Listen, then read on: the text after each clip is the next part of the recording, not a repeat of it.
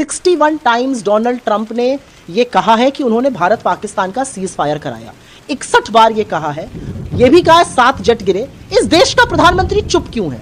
इस देश के प्रधानमंत्री 8 भाषाओं में लिखकर ट्रंप को मुबारकबाद देते हैं गाजा के सीज फायर की, लेकिन एक शब्द नहीं बोल पाते जब आपके सीज फायर की या जेट गिराने की बात हो रही है। प्रधानमंत्री क्यों डर रहे हैं? ऐसा क्या खौफ है उनको डोनाल्ड ट्रंप का? वो क्यों नहीं ट्रंप का नाम लेकर बोलते हैं कि ट्रंप तुम झूठ बोल रहे हो? और यह कायरता है, यह डरपोक प्रधानमंत्री की निशानी है, क्योंकि सारे देश की इज्जत और सम्मान दांव पर लगाए और देश का प्रधानमंत्री चुप है। अरे कमाल था इंदिरा गांधी का, तभी उनको दुर्गा और शक्ति का स्वरूप कहा गया।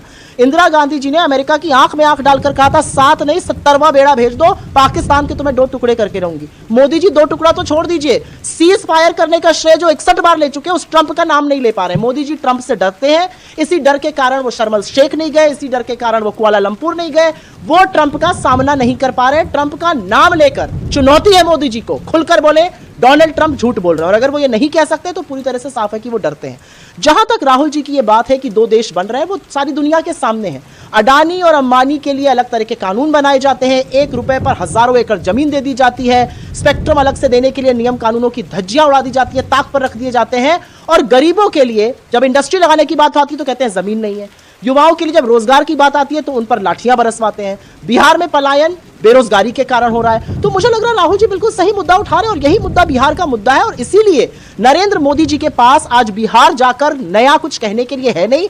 कितना दुर्भाग्य है कि 2 दशकों से आपके घटक दल की सरकार है और आपकी इतनी हैसियत नहीं कि आप उसके बेसिस पर वोट मांग लीजिए, आप अपने काम के नाम पर वोट मांगे, क्योंकि काम तो किया ठेंगे का। हम ये भी प्रधानमंत्री की आप बात, कुछ लोग कांग्रेस और आरजेडी के लोग छठी मैया की पूजा को ड्रामा बता रहे हैं, नौटंकी बता रहे हैं। क्या बिहार की जनता इससे इत्तेफाक रखती है और क्या बिहार की जनता उन्हें पनिश करेगी? हर बार की तरह नरेंद्र मोदी चुनाव आया, इस देश का प्रधानमंत्री फिर झूठ बोलने लगा, फिर विक्टिम कार्ड खेलने लगा। मैं इस बात का जवाब 2 बातें कहकर देना चाहती हूं। इस देश के प्रधानमंत्री ने खुलकर कहा कि आपकी बेटियों को उठाकर ले जाएंगे। ये कितनी घटिया, कितनी गंदी बात मोदी जी ने कही है। यही बात इन्होंने बगल के झारखंड में कही थी, बुरी तरह से हारे थे। यहां बिहार में कह रहे हैं यहां पर भी हारेंगे। देश की बहु बेटियों के बारे में इस तरह की बातें मत किया कीजिए मोदी जी, कितनी नफरत फैलानी है बाकी चीजों पर फैलाइए।